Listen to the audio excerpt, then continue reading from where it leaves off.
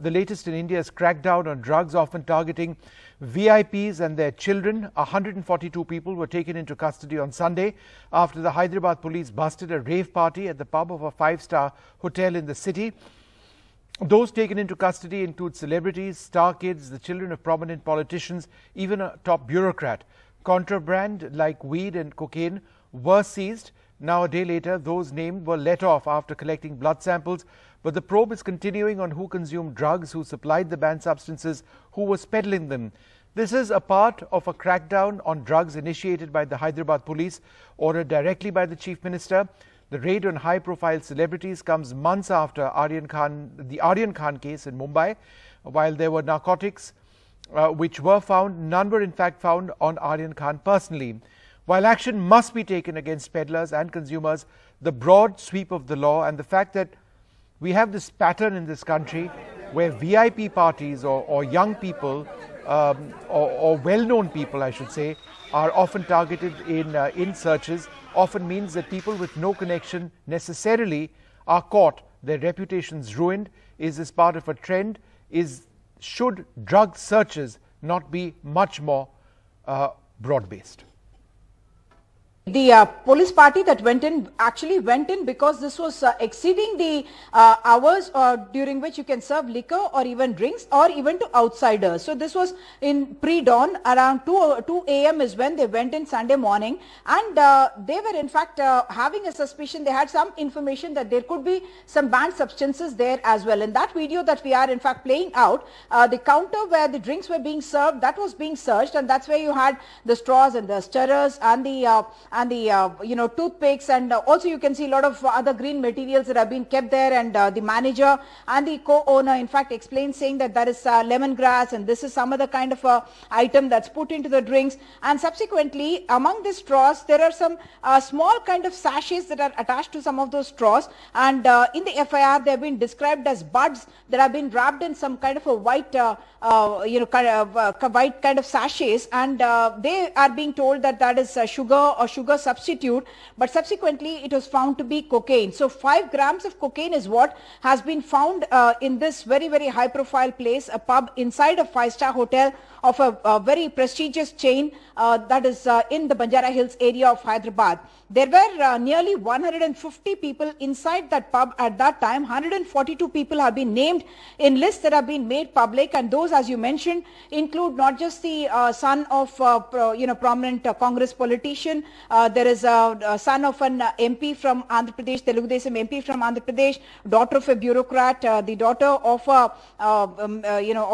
film star who also happens to be herself a film star. There's also a singer, Rahul, who in fact has been a winner of the Telugu reality show Big Boss. All of them were inside, but the police is not saying that any of them either consumed or were in possession of the drug. What they have been what they were detained for is for questioning. We are told that blood samples were not taken of all these people. They were let go subsequently, but the FIR that's been lodged is under the sections of the Narcotics and Drugs and Psychotropic Substances Act. All right, Uma Sudhir, thanks very much for sharing those details with us. Joining us now, Aniket Nikam, Satish Manishende, B.V. Kumar, he's the former chief of the Narcotics Control Bureau, and we'll be joined by Rahul Cipriganj, he's a Tollywood singer who was actually present in that party. Mr. Manishende, let me come to you first. Do you see this as part of a pattern where a certain group of people or individuals, well-known, the children of celebrities, celebrities themselves, are targeted in this big manner?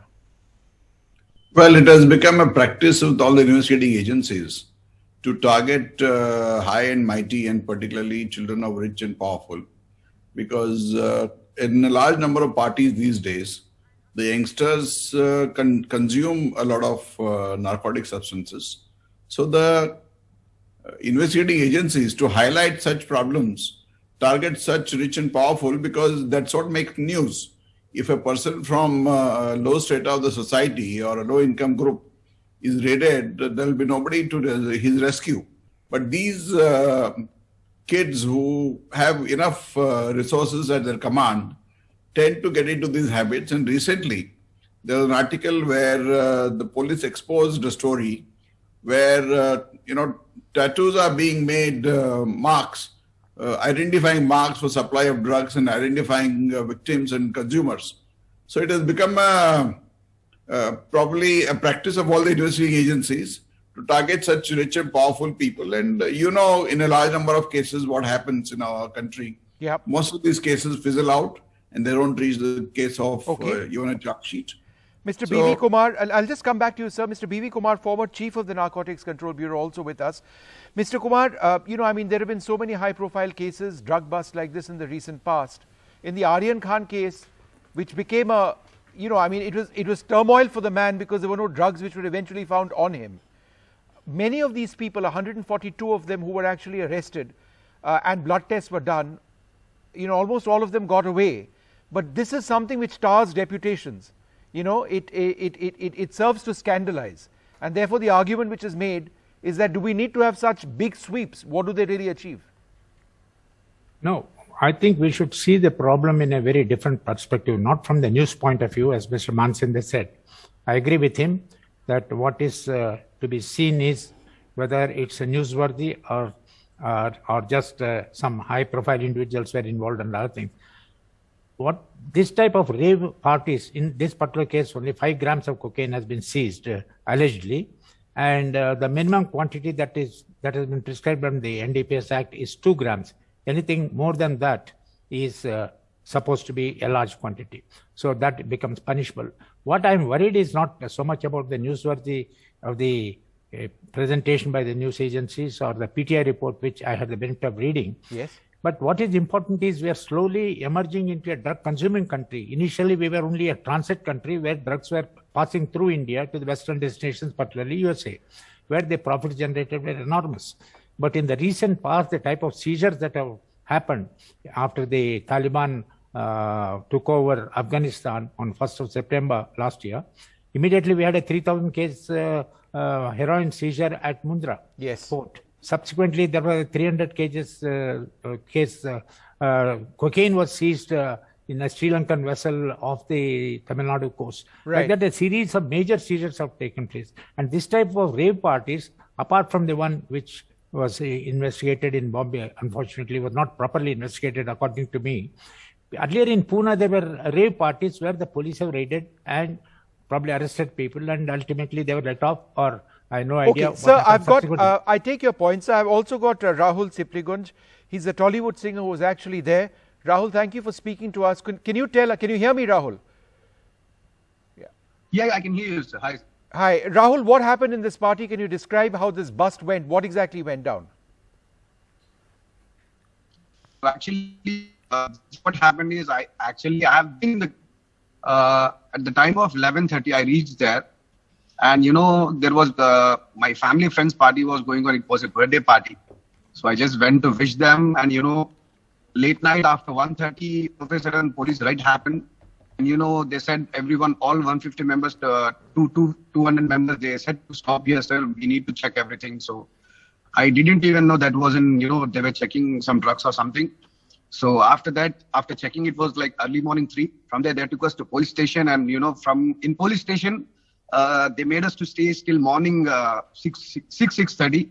After that, they took all our details and everything, and they just told us, we'll call you and we'll call you for the investigation. So Rahul, the fact of the matter is that there were drugs which were found. 5 grams at least of cocaine were recovered. Were you aware that this was a sort of party where there could be drugs? No, sir. See, actually, after coming to police station in the morning hours, I got to know that they were checking for drugs. I thought generally, if it wasn't, if I would that it wasn't that drugs are going on there. It was my wahan par jata tha hi nahi. I wouldn't be go there. So I didn't know that wasn't they were checking drugs and everything. So there was a blood test which was done on you, right? There was a blood test done on you and on the No, it was not done yet. No, it was not. It is done. Okay, sorry, the line is bad. We'll try and fix that line and come back to you. I can't really hear what you're saying. But Aniket Nikam, let me come across to you. Mr. Kumar had an interesting point when he said that, look, we need to look at this in a different perspective. India was a transit zone as far as drugs were concerned. They often went to other countries. But now the rules of the game have changed and there is clear evidence to suggest that there is greater consumption. Is that how do you react to this point? Would you agree? Well, I think he is right to a certain extent. When the NDPS Act was introduced, the entire intent was to ensure that there is no trafficking of drugs, that international smugglers who get into drugs are a check is kept on them. That was the main idea. But of late we have seen that there have been a rise in the number of consumers, in the sense we have seen people consuming drugs. We have seen rave parties taking place. We have seen Bollywood actors being summoned by the investigating agencies because they have found some WhatsApp chat here and there. The point that is important is that merely busting a rave party will not serve the purpose. The idea is that they must go to the root of the matter and find out who these suppliers are, because these suppliers are somebody who do not have a face. They are the ones who supply not just to those who are high and powerful, but to everybody, even on streets, people on streets. They ensure that they get addicted to it. So they need to crack down this angle first, because what happens is, because there's a lot of publicity involved while cracking or bursting these rave parties, the investigating agencies very merrily go to these rave parties, burst them. There are statements being given across all media channels, and then there is no progress thereafter.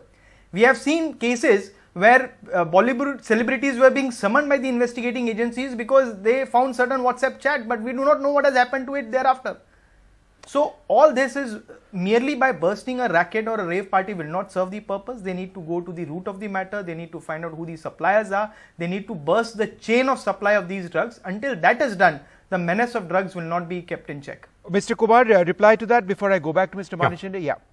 Mr. Nikam is correct. See, you should see the number of drug addicts that have been found out by the Minister for Social Justice. See, they found out that initially during a survey that was conducted by them in 2004, 0.7% of the population was drug addicts. It was about 2 million. In the second survey conducted in 2018-19, it increased to 2%. That's about 22 million. You can imagine 2021-22 how many are there. And the major seizures that are being happening in the last 1 year, initially the 3,000 kgs of heroin, subsequently 300 kgs of cocaine, and so on and so forth. So many cases, major cases were done by the DRI and the customs authorities. They silently investigate. They try to find out who are the real operators behind the whole smuggling, smuggling rackets and other things. Even NIA investigated the Mundra case. Recently, they filed a charge sheet and other things. They are doing their job. But the fact remains that this type of rave parties is only an indication that our rich kids, initially, from whatever I have seen from my experience, when the type of Tollywood actors or things like that, probably they are initially happy with having girlfriends and other things. Then the kick is not enough. Then they go for the drugs from the what you call the opium-based drugs and other things. All right, let me quickly get a reply to that, Mr. Manishinde. The kick of relationships not enough. They perhaps need drugs to go to the next level. How would you respond to that? Well, I don't want to comment on what Mr. Kumar has said, but the life is such that every trend Mr. Manishinde, sorry to interrupt you, but it is a huge stereotype which Mr. Kumar just mentioned. On the one hand, it's very fair to say that, look, the drug seizures in India have gone up. We don't know where it's coming, etc., etc. But the moment you say that there are a certain type of people who consume drugs, that doesn't reflect the complete reality.